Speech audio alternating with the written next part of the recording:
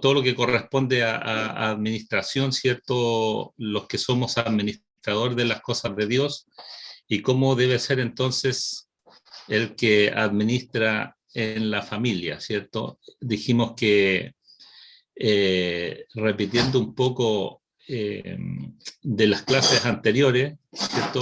La palabra el mayordomo tiene una traducción, viene del griego ikonomos, y explicábamos de que era una palabra compuesta por ikos y nomos.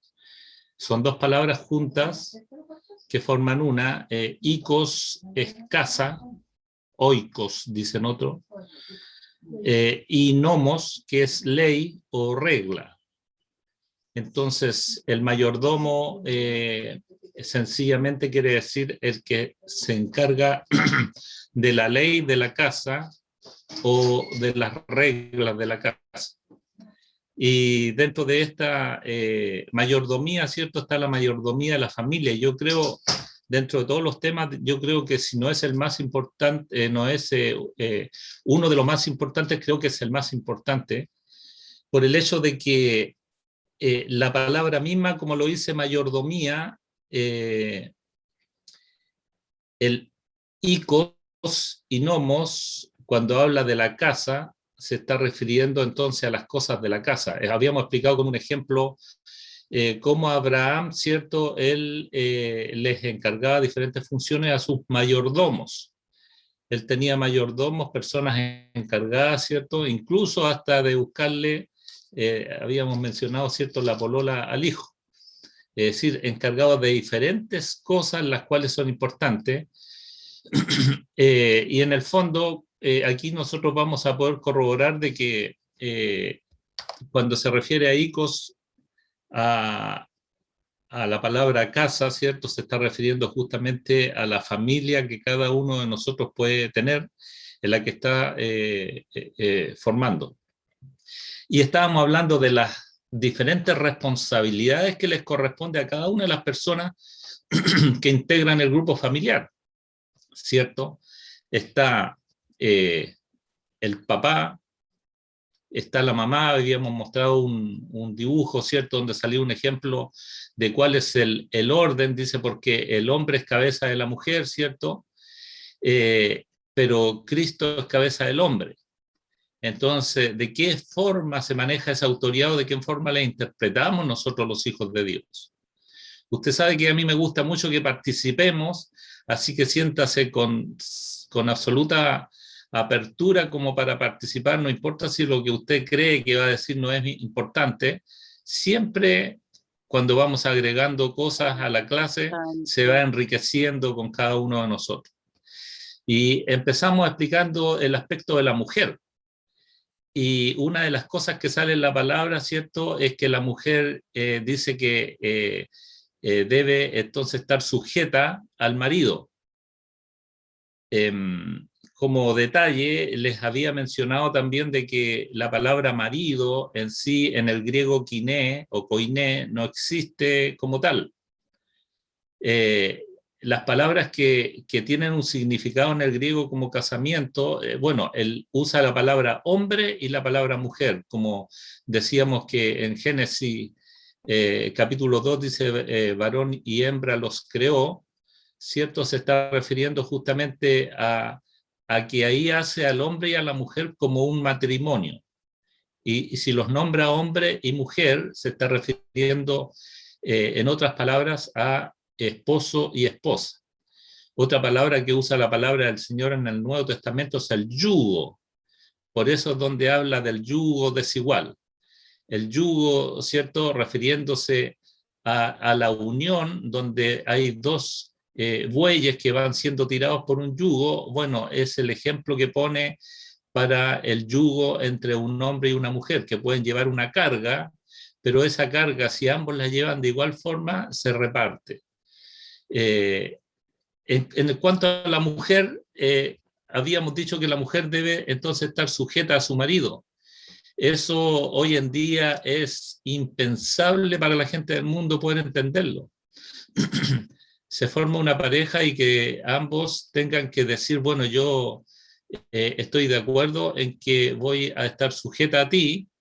Eso no se cuenta ni en los libros, porque hoy en día los matrimonios tienen expectativas a lo más de unos años, quizás 2, quizás 3 años, y después ya se separan, por diferentes razones, porque no se soportaron, no se aguantaron, o uno quiso imponer reglas las cuales el otro no las aceptaba, y no hubo ninguna base, hubo solamente los cimientos arena, y es por eso que el Señor se ha preocupado desde antes de que nosotros pensáramos en el fundamento que debe tener, ¿cierto? Este icos que hablamos, que es la casa, el fundamento que es la familia.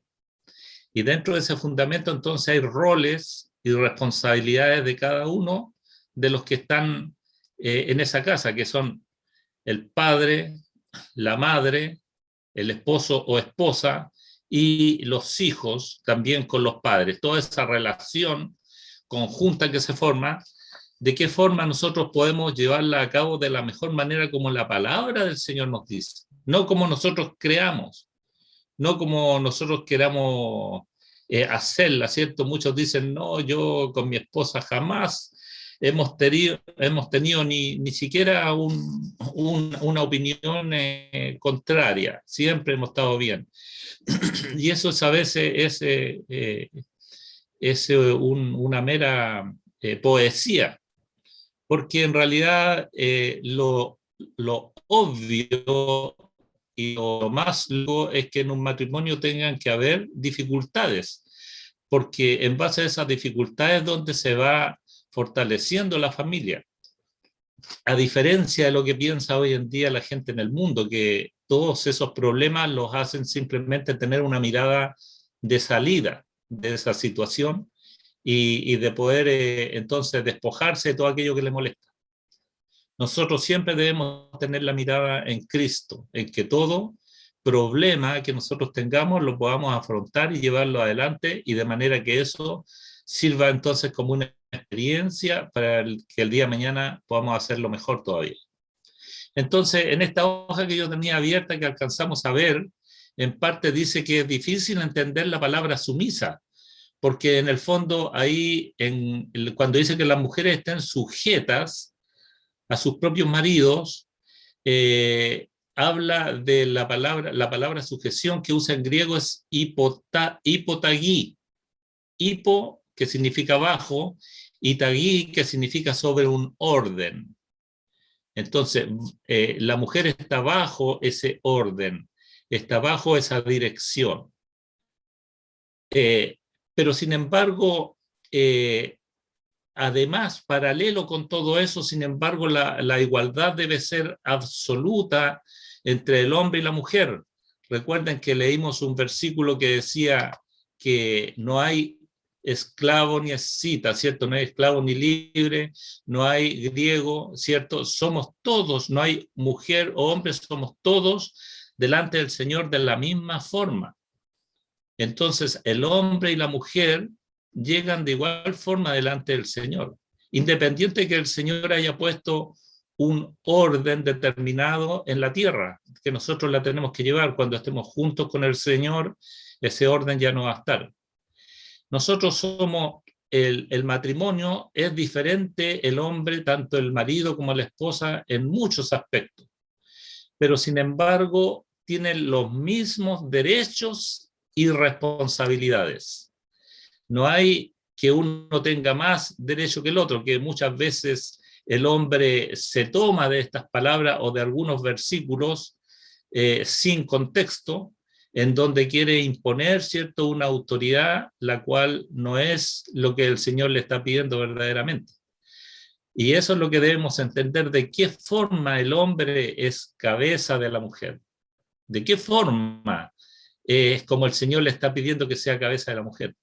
Dice de que, es más, dice que nosotros debemos amar a nuestras mujeres, y dice como Cristo amó a la iglesia, es decir, hay una forma tan completa de amor que lo explica de esa forma. Entonces no debemos nosotros sobrepasarnos a veces en algunos términos equivocados. Tampoco es lo correcto que la mujer tenga autoridad sobre el hombre, como en algunos casos que dicen que ahí no, ahí manda la mujer, ahí no manda él, ¿cierto?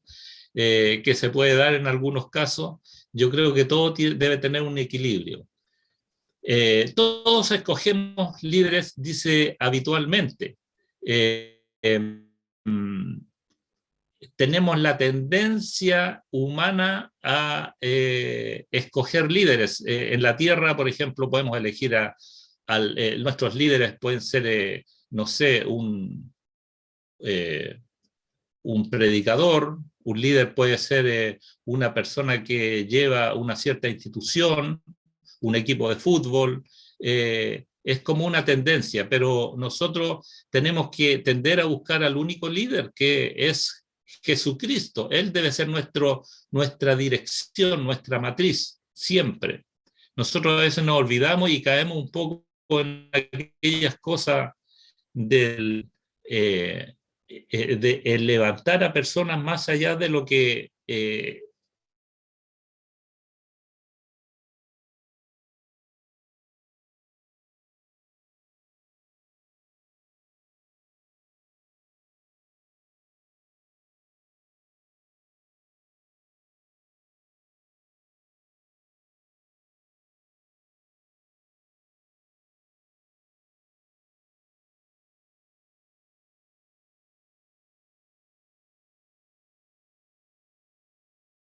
que corresponde. Habíamos dicho también, ahí siguió grabando. Dice que la mujer eligió libremente el casamiento, claro, porque cuando la mujer hizo el pacto con su esposo, ¿cierto? En el casamiento, ella decidió entonces servir de la forma en que se lo establece la ley y de la forma que lo menciona también la iglesia. Entonces, la idea es que ellos no tienen que competir.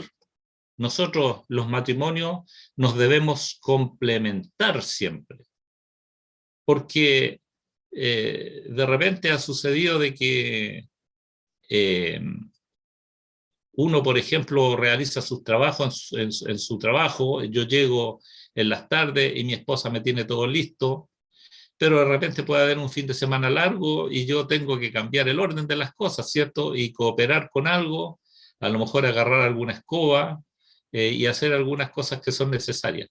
Pero en ambas cosas nos complementamos, porque seguramente mi esposa va a preparar la comida más rica que yo, y así nos vamos entonces nosotros complementando.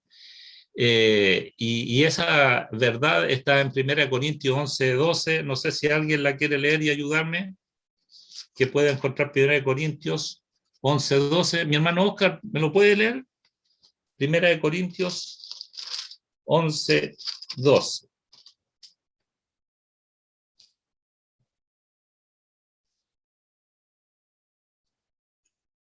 Amén. Amén.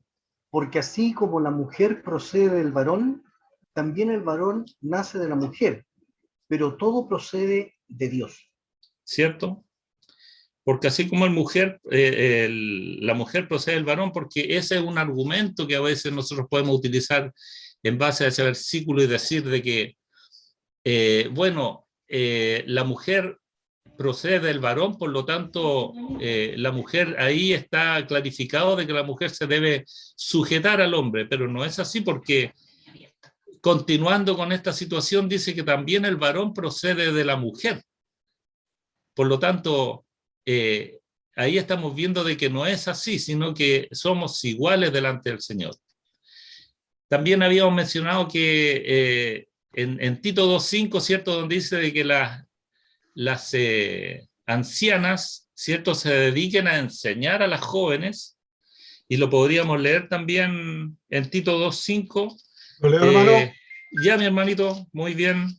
A ser prudentes, castas, cuidadosas de su casa, buenas, sujetas a sus maridos, para que la palabra de Dios no sea blasfemada. Para que la palabra de Dios no sea blasfemada. Claro, que deben enseñar a las jóvenes, porque muchas veces las jóvenes no saben cómo ser esposas. Cuando en el primer día de matrimonio, ¿cierto? Se les quema hasta el agua a algunas personas. Pero poco a poco van aprendiendo.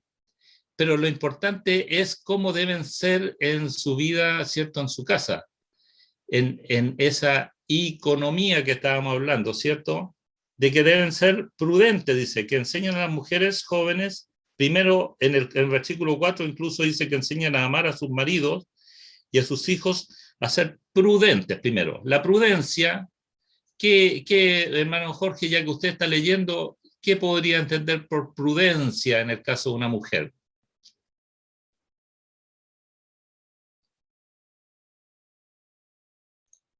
Bueno, la prudencia admite otro tipo de elementos como ser respetuosa, ser una persona cuidadosa, no ser precipitada para ciertas acciones, sino que estar siempre, siempre dispuesta a hacer algo, pero en forma cautelosa. No, no ser una persona, ¿no es cierto?, de rapidez absoluta. Cuando me explico esa parte, ¿no es cierto? Sí, de rapidez claro. absoluta, cuando la persona actúa precipitadamente frente a un hecho. Claro, y después ya es demasiado tarde. Correcto. Ya lo dijo ya. Es Es lo justamente contrario la de prudencia. impulsivo. Sí, sí, mi hermano Oscar. Es lo ¿Cómo dice? contrario de ser impulsivo. Y es lo contrario de ser impulsivo, justamente. La palabra menciona de que habla de la prudencia como serpiente, dice. A mí me llama la atención esa parte porque la serpiente, ¿dónde está la prudencia de la serpiente? La serpiente es muy sigilosa, muy tranquila, analiza el escenario, ve si es factible llegar a la presa o no y se toma su tiempo. Ella puede estar horas ahí en el lugar, inmóvil, y cuando llegue el momento preciso va a actuar. Y yo creo que en ese sentido el Señor usa la prudencia de la serpiente, de que nosotros debemos aprender a pensarlo, a meditarlo, a ver si verdaderamente está bien lo que vamos a hacer o lo que vamos a decir, porque quizás podría ser un problema. Hay personas que la largan, ¿cierto? La disparan, pero cuando ya lo han hecho, ya lo dijeron ya, y puede causar consecuencias grandes. Entonces, cuando habla de la prudencia, imagínese la esposa que estuviera lanzando dardos todo el rato y después ya es demasiado tarde porque eso incluso a lo mejor se puede arreglar el problema en el momento, pero puede tener consecuencias a futuro. Entonces, la mujer necesita en ese sentido ser prudente.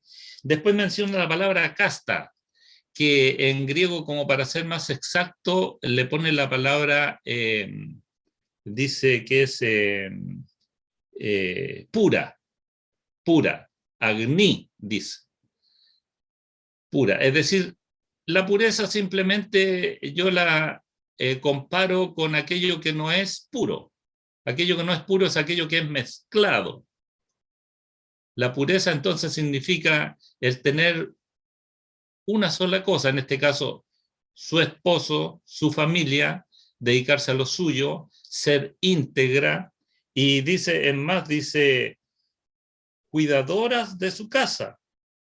Aquí nuevamente entramos a la economos, es decir, sigue hablándonos el Señor aquí de la responsabilidad que tenemos de administrar nuestra casa, nuestro hogar, para que la palabra de Dios no sea blasfemada, porque muchos, ¿qué están esperando? ¿Acaso no están esperando apuntarlo con el dedo? Yo en mi trabajo, muchos saben que soy cristiano, muchos clientes, pero ellos se han dado cuenta que soy cristiano no porque yo les diga que soy cristiano, porque algunos andamos de repente diciendo, oye, soy cristiano, oye, soy cristiano. Lo que vale verdaderamente es la actitud que debemos tener como cristianos. Y hay muchos que se han dado cuenta y dicen, tú debes ser algo. Y me han preguntado, yo le dije, sí, soy cristiano y voy a tal iglesia. Y, pero muchos están esperando de que nosotros nos caigamos en cualquier detalle, como para decir, pero tú dijiste que eras cristiano. Y nos ha pasado a todos nosotros. Yo creo que a más de algunos. Entonces, es importante cuidar ese testimonio que nosotros debemos tener delante de los hombres para que la palabra del Señor no sea blasfemada. Cuando llegan con una noticia al lado suyo, personas y dicen, oye, ¿sabes que un pastor salió en la tele? O tal persona que decía que era cristiana salió en la tele, con el único objeto de poder hacer una carga sobre la palabra del Señor. Entonces nosotros, partiendo en lo que respecta a nosotros, debemos ser cuidadores de eso. Y si queremos ser cuidadores hacia afuera, entonces tenemos que cuidarlo primeramente en nuestro interior. En Proverbios 31:10, que dice que la mujer prudente, ¿cierto? Ese versículo lo hemos leído, de la prudencia que debe tener la mujer.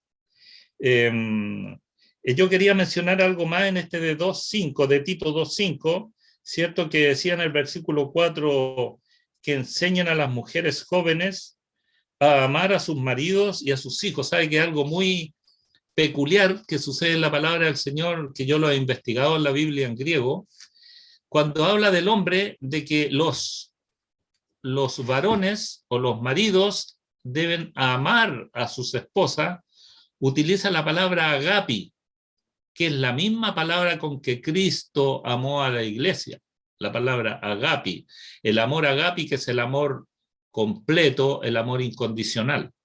Pero sin embargo, cuando dice de que las mujeres amen a sus maridos, como se traduce aquí en la Biblia en español, en griego utiliza la palabra filos, que es el amor de amigo, el amor amistoso. Ahora, si nosotros seguimos insistiendo en esta conversación, que puede ser más larga incluso, hemos tratado el tema de por qué no aparece la obligación o el mandamiento de que la mujer ame a su marido, con la palabra agapi por lo menos, y una de las razones es por la creación que hizo Dios, ¿cierto? De la forma que creó Dios a la mujer, la creó con eso intrínseco, propio en la mujer respecto al hombre, el amor. Entonces, ahora lo que más le queda al Señor es pedirle sobre eso, es que lo ame, ¿cierto?, con el amor filos, es decir, que se encargue de tener una buena compañía amistosa en su casa, de que se encarguen de ser amigos, de ser compañeros, de poder llevar una vida de conversaciones, no solamente tú eres la esposa, yo soy el marido, y esos son nuestros roles y marcamos con una regla, ¿cierto?, las líneas. No, debe haber una amistad. Sí, mi hermano. Quería referirme un poquitito yo al versículo 4 de Tito 2:5, 2:4, pero si nosotros miramos un poquitito, esta parte es bien importante, el 3 dice, las ancianas, asimismo sean reverentes en su porte, no calumniadoras, no esclavas del vino, maestras del bien, que enseñen. Entonces, pareciera ser que este versículo, cuando habla de ancianas, muchas personas piensan que las ancianas son aquellas personas de edad, de mucha edad. Entonces piensan de que realmente ¿se me fue? Ah, no. Piensan que realmente son personas que tienen mayoría de edad. Y no, yo creo que el ancianato tiene que ver más bien con lo que, lo que una persona tiene de ¿cómo se llama? De ser una persona que está de conexión con Dios, de tiempo con Dios, de conocimiento de Dios. ¿Amén? ¿Me escucha, hermano? Está muteado, hermano Lillo. Ah, el hermano Lillo está muteado, pero a mí me escucha. Tiene que haber sido donde se desconectó el internet, ahí se me programó todo. Ahí sí. Sí, yo le escuché, aunque se me había desconectado al principio. He tenido esos problemas todos estos días con BTR, lamentablemente. El sábado estaba dando una clase y me pasó igual con los alumnos, se me desconectaba. Bueno, sí, ahí lo que, mire, por lo menos mi opinión, podemos tener ahí una diferencia de opinión, pero da lo mismo, la verdad. La palabra del Señor, cuando habla de los ancianos, usa la palabra a ver, deja acordarme, bueno, me voy a acordar ahora mientras estoy conversando, pero cuando refiere a la palabra anciano se refiere a las personas mayores de edad, justamente. Esos, ¿por qué? Porque la persona mayor de edad acumula mayor experiencia y sabiduría. Ahora, Correcto. exactamente como usted lo dice, en el caso de Timoteo, Timoteo era una persona muy joven, pero sin embargo su sabiduría en el Señor era muy especial. Él tenía mucho deseo por la palabra del Señor y tenía gran interés y llegó a cumplir cargos basados en su testimonio como persona, porque él hubiera sido un creyente joven, inmaduro, con poca palabra del Señor, con pocas ideas, no se le habría entregado toda esa responsabilidad que se le entregó. Se me fue la palabra en griego, ya me iré a acordar, capaz que al final del estudio me llegue a acordar. Voy a compartir pantalla de nuevo para seguir en esta línea. Ahí estábamos. Y entonces, los maridos dice que, sin embargo, tienen un mandato en Efesios 5:25. Mi hermanito Jorge, usted mismo si lo puede leer. En Efesios 5:25. Estos temas realmente son temas largos, así, no son temas... Mire, yo en las dos clases junté 20 hojas.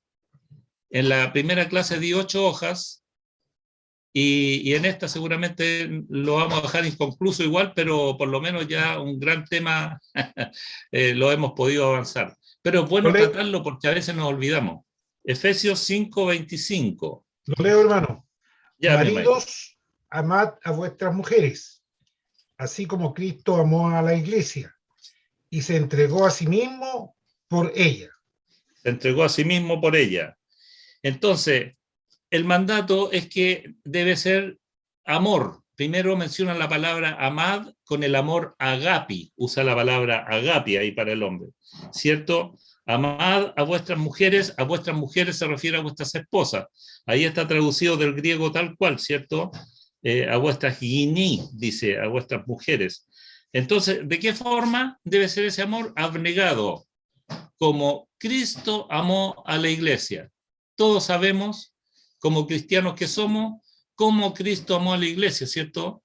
Se entregó completamente hasta la muerte y muerte de cruz. Y en Colosenses 3:19, ¿quién lo tiene? Colosenses 3:19. ¿Lo leo, hermano? Ya, mi hermanita. Maridos, amad a vuestras mujeres y no seáis ásperos con ellas. Claro. Aquí habla de una forma en que nosotros tenemos que ser, entonces, sin aspereza, porque a veces, me acuerdo ahora de una situación, mi hija nos contaba ayer en la mesa, como chiste, ¿cierto?, de que Hans de repente le decía Priscila, y ella escuchaba que cuando él le mencionaba que la llamaba de esa forma es porque estaba enojado, porque él siempre le llama Pili, o le dice de otra forma, pero si le decía Priscila, era porque estaba enojado. Entonces ella sabía interpretar inmediatamente esa palabra, y a veces nosotros somos ásperos. La otra vez yo le pedí algo a mi esposa, y mi esposa se dio cuenta al tiro de que yo estaba hablando con un tono más alto del que debía. Entonces me dice, ahí está lo que estabas buscando.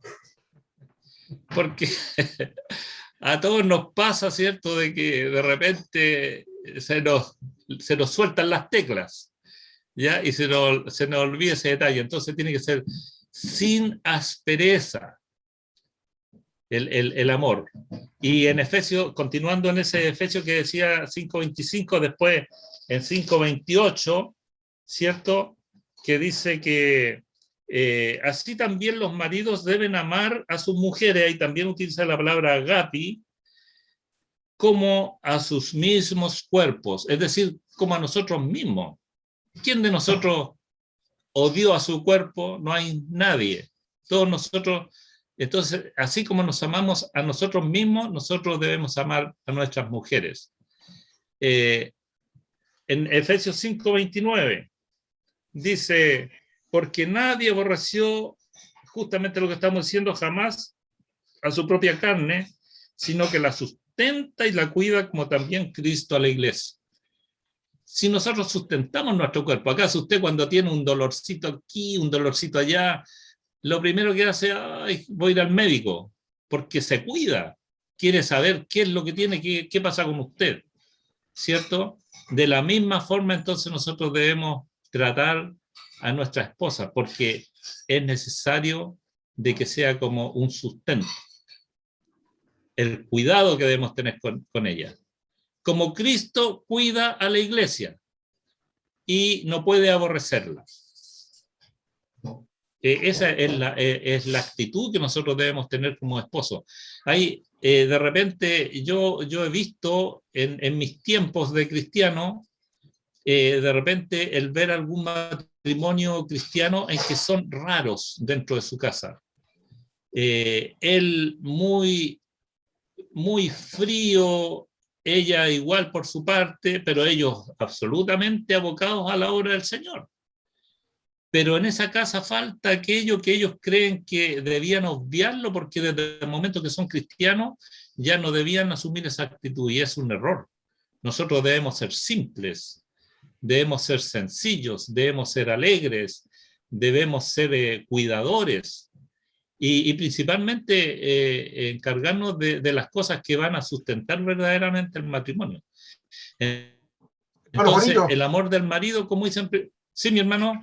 yo creo que el 31 es como el corolario de todo esto. Léalo entonces. Dice, por esto dejará el hombre a su padre y a su madre, y se unirá a su mujer, y los dos serán una sola carne. Una sola carne. Claro, entonces cuando habla una sola carne, cuando usted expresaba, ¿no es cierto?, uno ama su cuerpo, ¿no es cierto?, lo quiere. Entonces, como somos una sola carne, tenemos que amarnos mutuamente.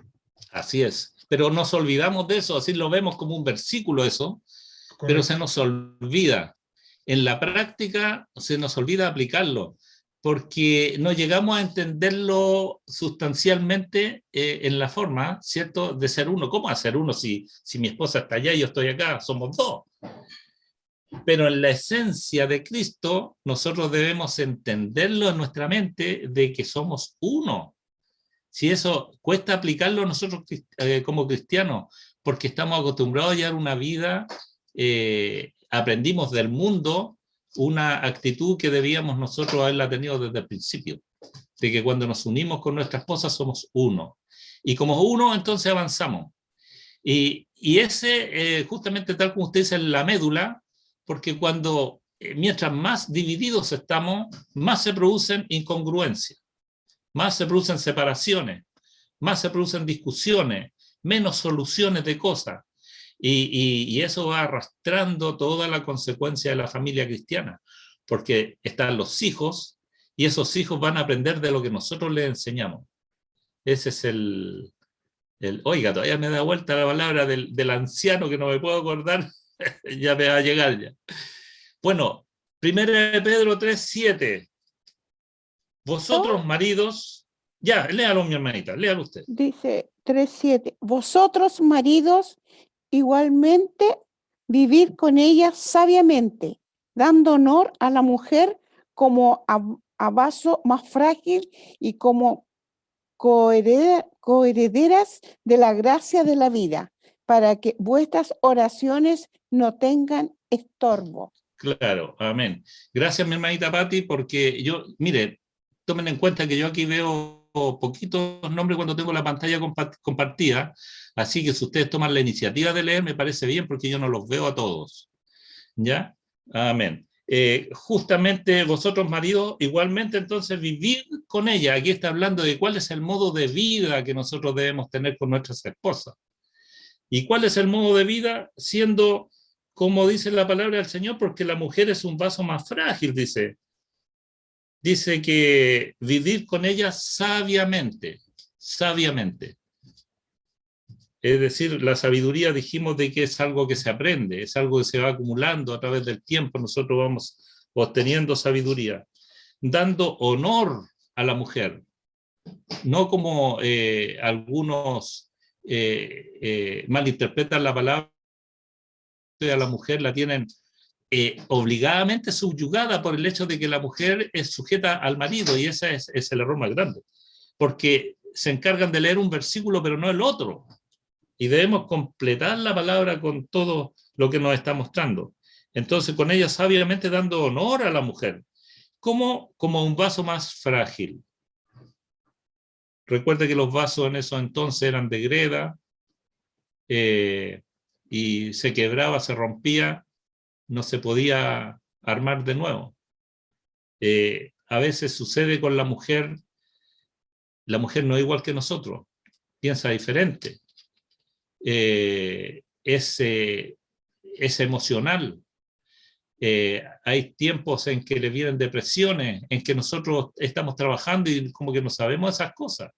A lo mejor también nos puede venir alguna depresión, pero nunca supimos que la tuvimos, porque seguimos nuestra vida, pero la mujer es muy sensible. Entonces, a nosotros de repente se nos olvida entrar en ese marco, en que nosotros tenemos que entenderla en algunas cosas. Dice, y como a coherederas de la gracia. ¿Acaso un coheredero nosotros no lo vemos como un hermano igual a nosotros? Entonces ese lugar le debemos dar. Dice, una esposa que tiene un marido que la ama de esta manera no tendrá dificultades en someterse a él. Ahí es donde entonces llegamos al punto final de la sujeción que habla de la hipotagí que yo le hablaba en griego, ¿cierto? Presbítero se llama mi hermano Jorge.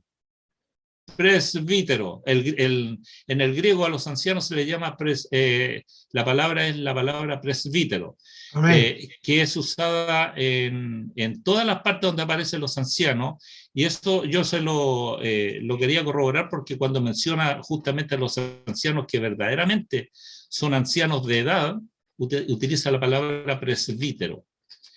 Porque en el pueblo de Israel se elegían personas de más edad porque eran personas que iban acumulando sabiduría.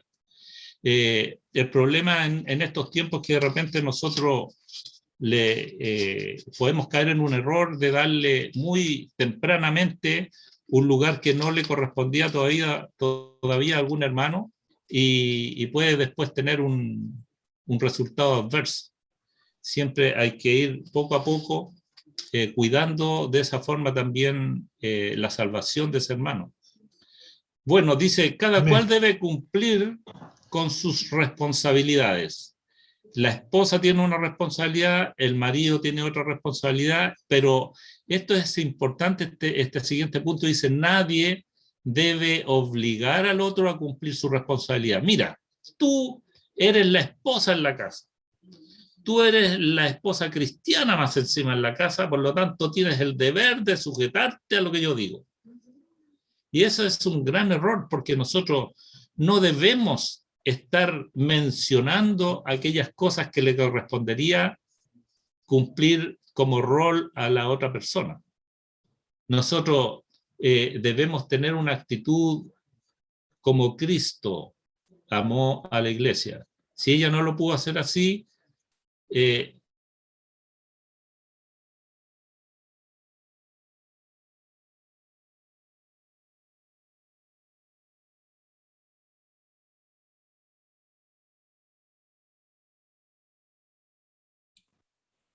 fue la señal de nuestro hermanito Juan Luis Lillo.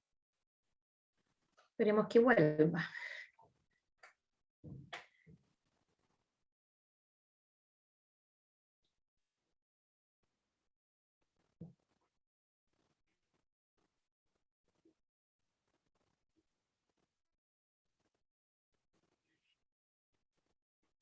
Hermano Juan, no se escucha, está muteado.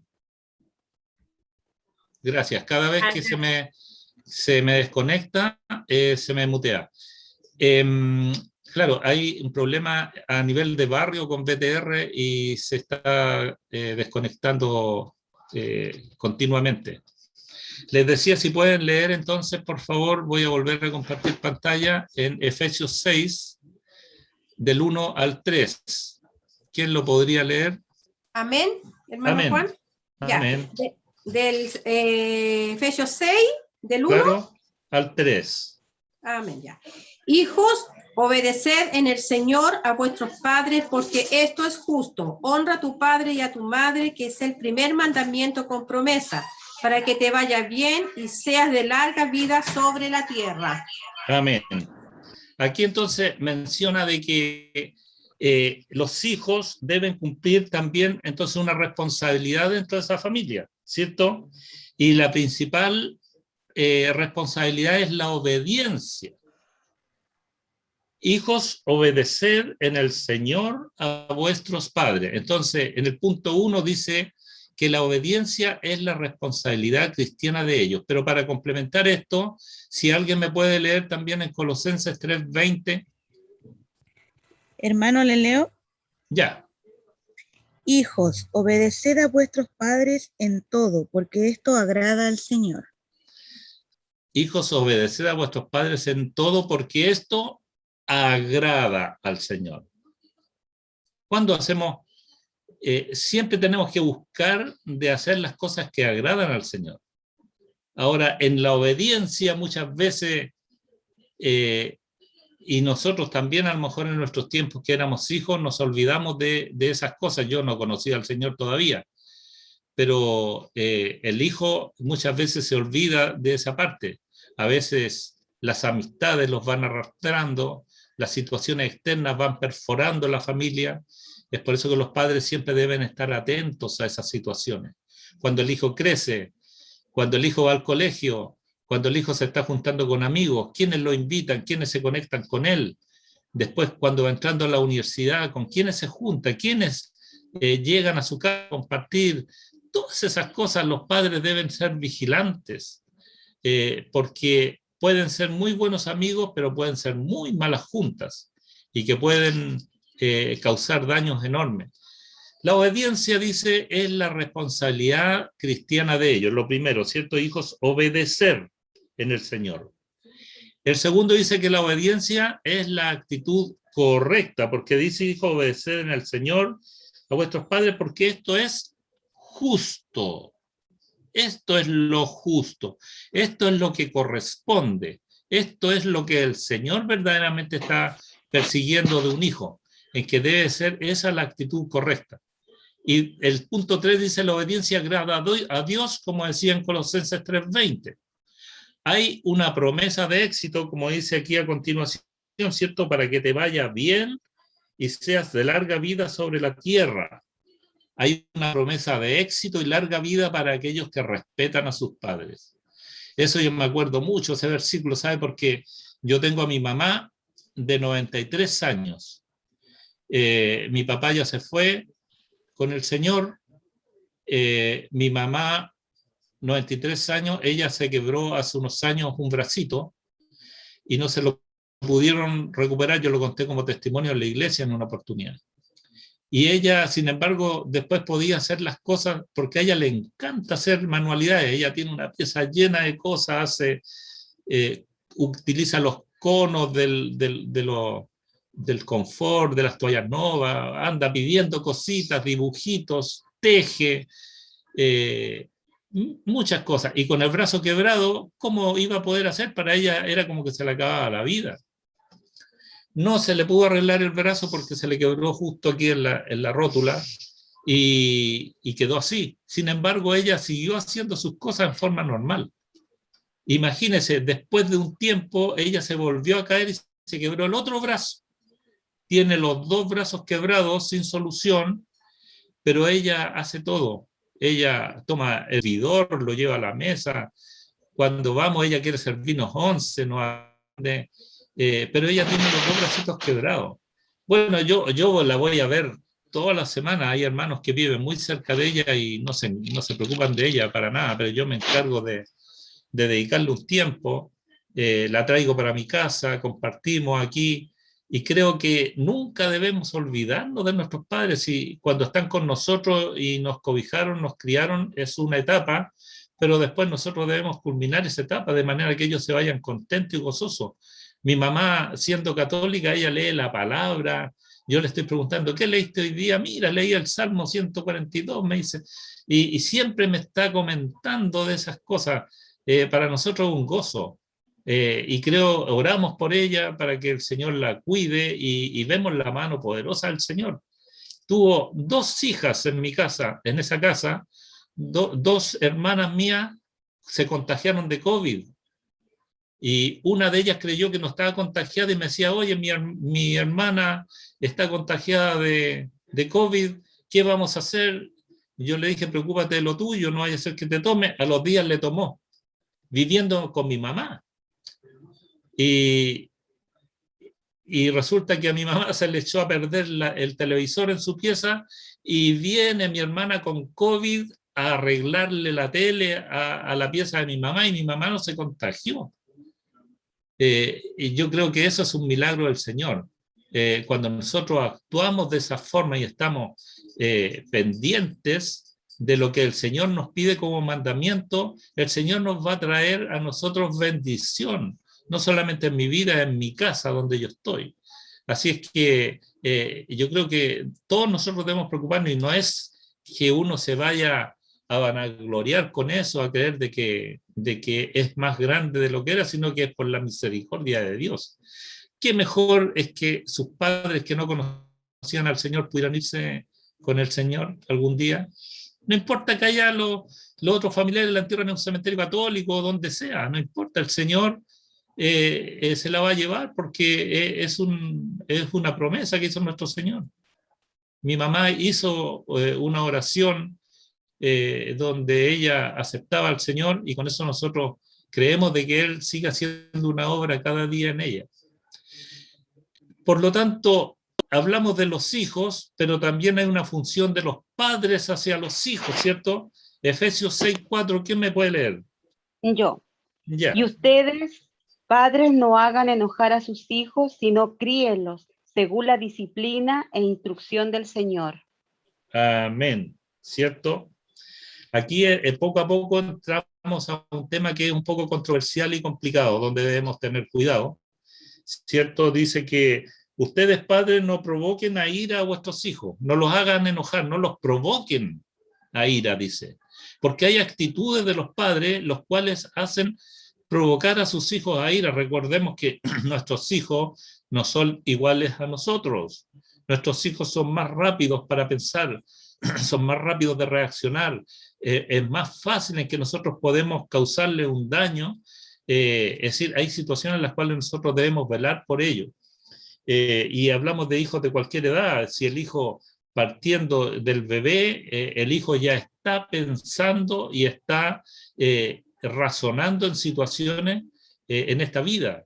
Siendo un bebé, el niño, sin darse cuenta, ya está razonando en situaciones.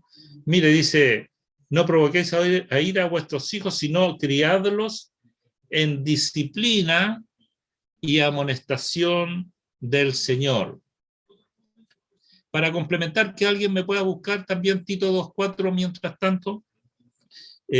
Aquí en este versículo la palabra disciplina y amonestación a veces nosotros la tomamos erróneamente. Si bien... Hermano, leo Tito 2:4. Ya, léalo mi hermanita. Que enseñen a las mujeres jóvenes a amar a sus maridos y a sus hijos. Claro, ahí, ¿cierto? Está hablando de los padres respecto a la mujer, de que debe tener una forma entonces también con sus hijos. Ahí también utiliza la palabra para los hijos, utiliza la palabra filos en amor, nuevamente respecto a la mujer. Yo creo que no es casualidad, yo creo que el Señor lo nombra precisamente eso porque es una revelación del Señor respecto al amor intrínseco, insisto, de la creación de la mujer por parte de Dios. Bueno, el enseñar a los hijos, aquí cuando dice disciplina y amonestación, en la palabra disciplina utiliza la palabra pedía.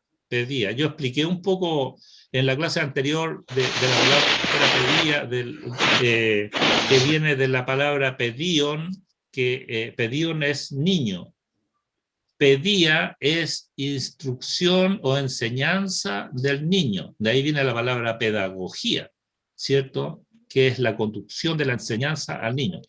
¿Y por qué proviene esa palabra de ahí? Porque, bueno, los griegos, como estamentos que tenían ellos en su sociedad, ellos tomaban a los niños de la familia y se los llevaban a un lugar para enseñarlos a todos juntos, en las diferentes culturas, en las diferentes conocimientos que había, filosofías, el arte de la guerra, en muchas cosas, en ingenierías que tenían de la época, y los iban preparando desde niños. Los sacaban de la familia, ¿cierto? Y los llevaban. Aquellos niños, de hecho, era tan cruda la realidad de que aquellos niños que salían deficientes físicamente, ellos simplemente los tiraban desde el precipicio porque no iban a servir socialmente, iban a ser un problema. Así era.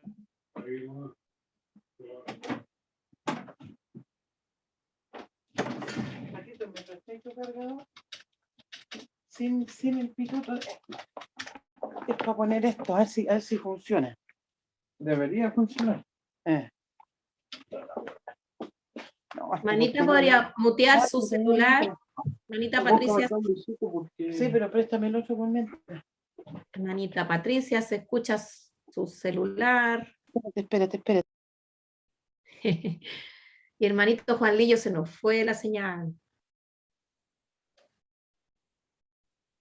Oremos para que vuelva pronto. Ahí volvió. ¿Dónde está? Se me vuelve a desconectar, ahí sí.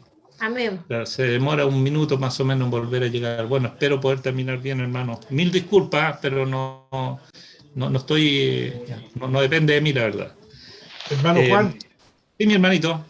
No solamente le pasa a usted, acá también pasa lo mismo. Así lo que mismo. Somos dos. Sí. Ya. Bueno, usted se rió de mí hoy día, yo me reí de usted en la otra oportunidad. Sí. Ya.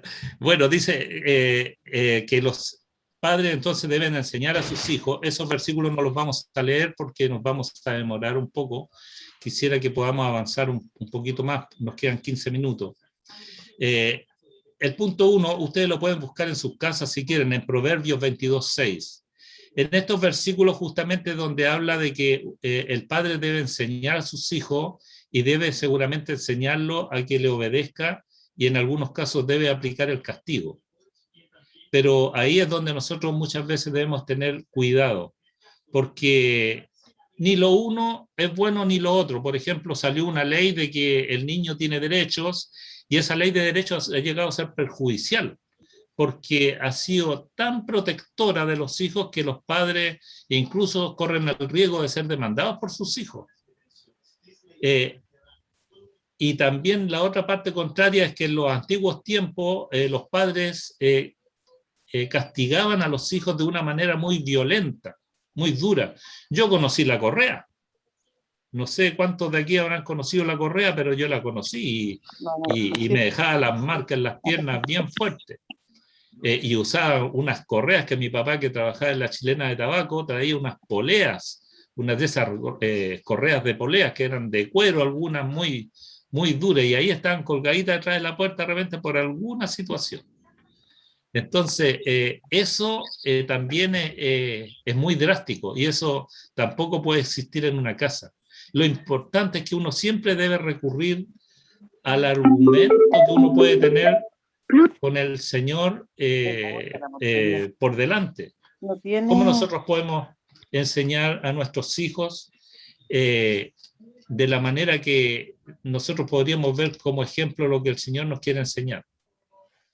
Yo no sé a cuántos habrá azotado, si usted lee la palabra del Señor Jesucristo, ¿a cuántos habrá azotado?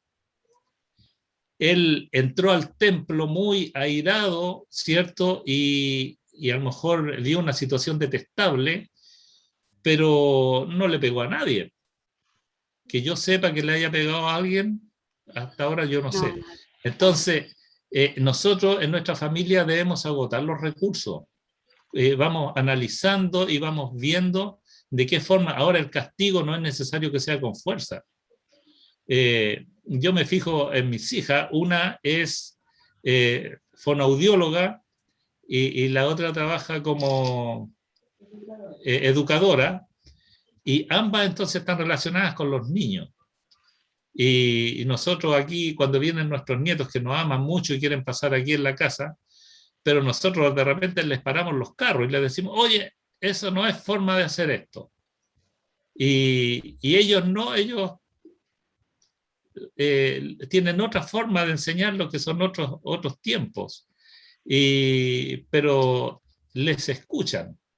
Mi hija Carolina, que es fonoaudióloga, ella también por su parte les enseña con pura psicología a las niñas y nosotros de repente quisiéramos intervenir. Y yo le digo a mi esposa, no metamos mano en eso porque no nos corresponde. Pero hay formas de hacer castigar a un niño. Por ejemplo, que le diga a usted, no te voy a pasar el celular hoy día porque no te portaste bien. Y ha tenido resultados. Con mi nieto de repente, que ama jugar juegos en el celular como la gran mayoría de los niños, le tienen horarios y si se porta mal en alguna situación, se le castiga por ese lado. Hay formas. Entonces, esto debemos interpretarlo a una forma que el Señor nos pueda llevar a un buen entendimiento. Dice que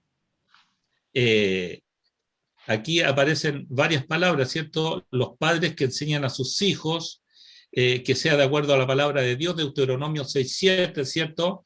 Que dice que aquí en Deuteronomio 6:7 es importante entender, leer completo este versículo y leer un poquito antes del versículo 6, porque dice de que nosotros debemos entonces enseñarle a nuestros hijos, pero dice que primeramente la palabra debe morar en nosotros, en nuestro corazón.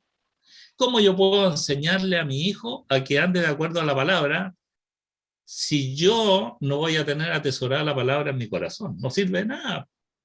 Es como decirle a otros que cumplan algunas reglas o normas y yo siga haciendo lo mismo. Es importante que yo siempre sea un ejemplo del liderazgo, siempre que vaya adelante en eso, y que el Señor nos ayude a todos nosotros. Entonces, que la palabra de Dios que va a morar en ti, entonces que tú hagas que more en tu hijo, que dice que las pondrás como frontales, ¿cierto? En tu mente, en los postes, en los dinteles de las puertas, en todo lugar va a estar la palabra. No significa que usted va a andar pegando hojitas, pero sí la palabra la va a tener guardada en el corazón y la va a transmitir. A eso se está refiriendo. Entonces, esto tiene un trabajo, ¿cierto? Hay una dedicación que usted tiene que tener con sus hijos. De esa forma dice, los padres evitarán que los hijos estén ociosos, llegando a ser delincuentes en algunos casos. Cuando usted se da el trabajo de enseñar bien a su hijo, estarlo monitoreando constantemente, leíamos un versículo la semana pasada que dice, los obispos, que quiera ser obispo, buena cosa ha elegido. Pero obispo, explicábamos de que viene del griego episcopos, que significa una persona que está constantemente en una vigilancia, en una mira. Ese es el verdadero obispo, el que está, y nosotros somos obispos en nuestras casas. Debemos estar atentos, vigilantes, defendiendo a lo nuestro, a lo que nosotros queremos que se lleve de la mejor manera en el Señor. Entonces, la mayordomía dice que deben entonces ejercer cada uno en su casa, logrará que sus hijos sean personas responsables ante Dios y los hombres. Cuando nosotros somos verdaderos mayordomos en nuestras casas, entonces no tenemos mayores preocupaciones. Siempre, en realidad, tenemos que estar atentos, siempre vigilantes, pero nosotros no vamos a dar la batalla por perdida. No hacer reglas que no se deben cumplir. Claro, pedirle al hijo, ¿cierto?, que haga cosas las cuales yo no las voy a hacer. Aquí aparecen dos ejemplos de disciplina. Imagínense, ahí está el padre con su hijo, está conversando con él y lo está poniendo seguramente a la pared. No es un castigo grave. Ya ahí la mamá está conversando con su hija también y le está disciplinando. Hay varios versículos que aparecen que lamentablemente no alcanzamos a leerlo, donde usted puede revisarlos después. Dice que ambos deben ser una sola autoridad, porque a veces el marido da una orden al hijo y la mamá le dice, no, pero es que no tienes por qué decirle eso. Y el hijo va a tomar aquello que le dijo la mamá, no lo que le dijo el papá, porque está buscando a alguien que lo defienda y que desarme aquello que se está creando como una orden. Entonces los papás siempre deben estar de acuerdo, esa es una enseñanza que deben aprender los padres en no ellos disputar en el momento que está alguien interviniendo. Si alguien está hablando con el hijo, aunque esté de acuerdo la mamá o el papá, deben callarse en ese momento y después conversarlo entre ellos por último. Oye, en realidad no corresponde lo que tú le dijiste. Ah, bueno, en realidad a lo mejor me equivoqué, lo voy a arreglar, por ejemplo. Pero delante del niño nunca, porque ahí el niño va a hacer que se desmerezca la autoridad de uno de ellos. Ambos deben estar de acuerdo, no deben contradecirse delante de ellos. El niño debe conocer por qué está siendo disciplinado, porque a veces, yo creo que a todos nosotros nos pasó ya castigado. ¿Y por qué nada? Nada de por qué castigado. Y no, siempre tiene que haber una razón, una explicación, que sepa verdaderamente el niño por qué razón fue castigado, porque de esa forma él va a poder reflexionar y aprender también en el Señor. Nunca debe rechazarlo.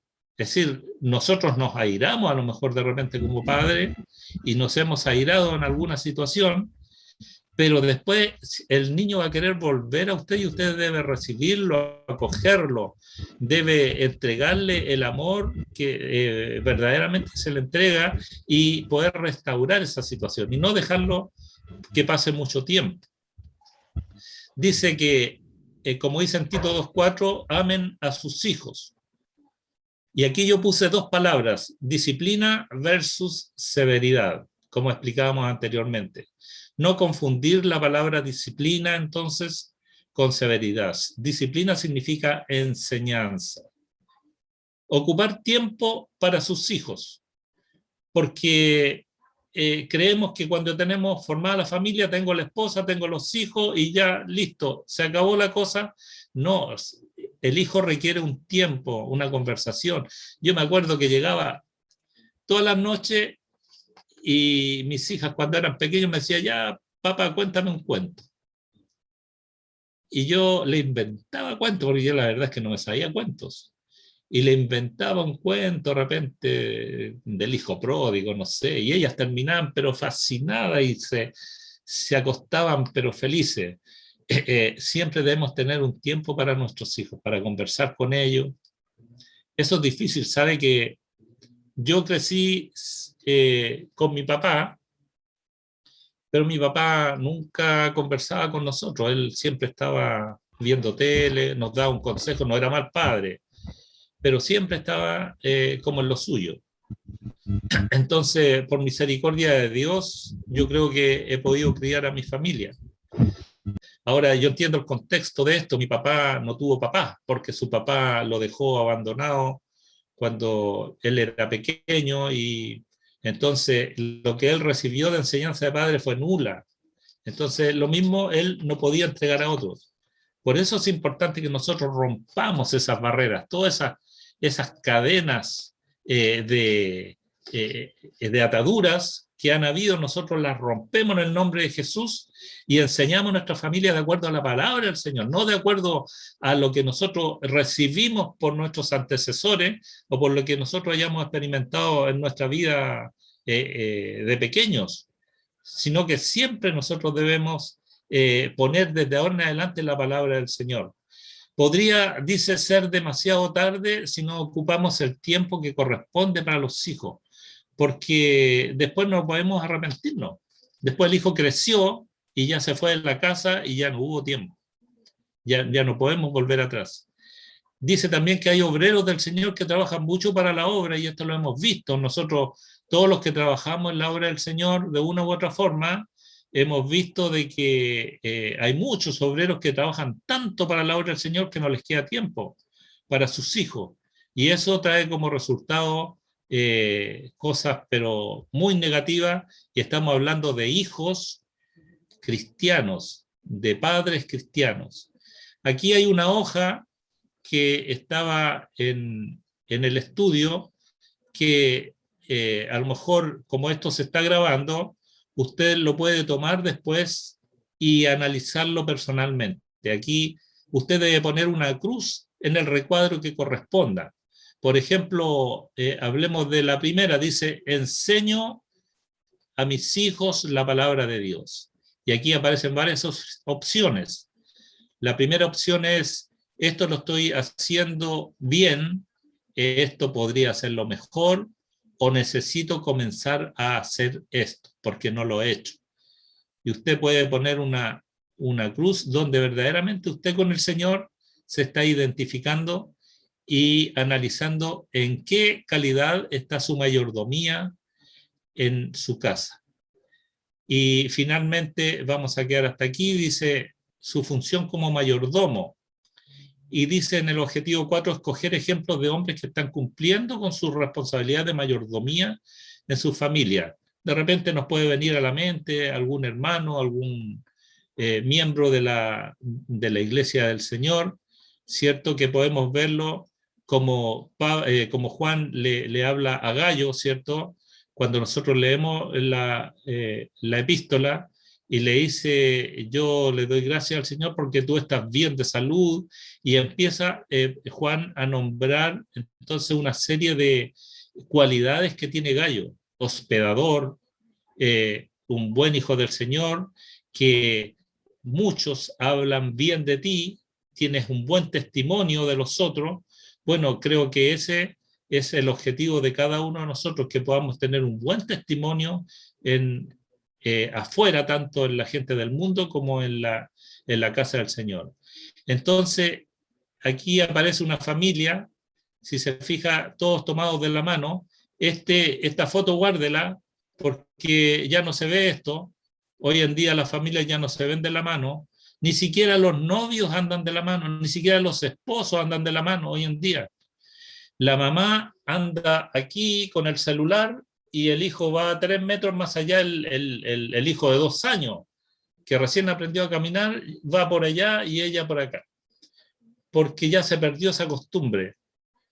Eso demuestra el lazo de amor que hay entre todos los miembros de la familia. Entonces, dice casa igual familia.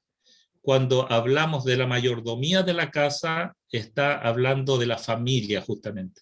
Y que es aquello que el enemigo quiere destruir. Veamos estos 2 versículos últimos. Mi hermano Oscar, por favor, búsqueme en Hechos 11:14, y mi hermano Jorge, Hechos 16:31 al 33. Y terminamos con eso.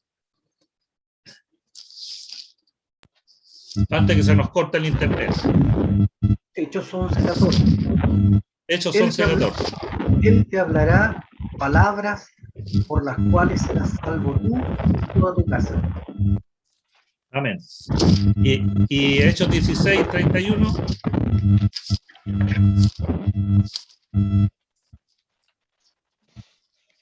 16:31 dice así: ellos dijeron, cree en el Señor Jesucristo y serás salvo tú y tu casa. ¿Cierto? Entonces ahí tenemos los 2 versículos que hablan de la casa. ¿A qué casa se está refiriendo? En Hechos 11:14, como decía, de que Él te hablará palabras por las cuales serás salvo tú y toda tu casa. Cuando nosotros queremos que nuestra familia sea salva, y en nuestra familia podemos incluir incluso nuestros padres, nuestros nietos, ir más arriba o ir más abajo.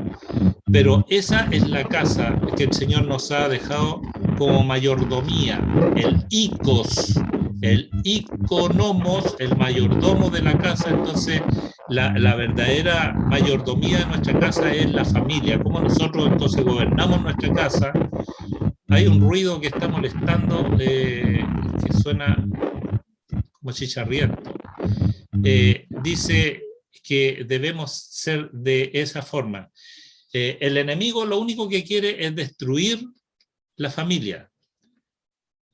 Pero nosotros, los que hemos creído en el Señor Jesús, tenemos la certeza de que seremos salvos, no solamente usted y yo, sino que nuestra casa, nuestra familia, nuestros hijos. ¿Por qué? Porque por consecuencia de nuestra mayordomía como padres, como hijos, todos vamos a llegar a la presencia del Señor alguna vez. Que el Señor nos ayude, que el Señor nos dé aliento para que podamos seguir entendiendo esta palabra. Le damos gracias al Señor porque necesitamos mucho aprender, cada día aprendemos, pero qué rico es disfrutar cada vez sabiendo que esto no lo sabíamos y que estamos aprendiendo algo nuevo. Y el Señor sigue añadiendo a su palabra en nuestras vidas.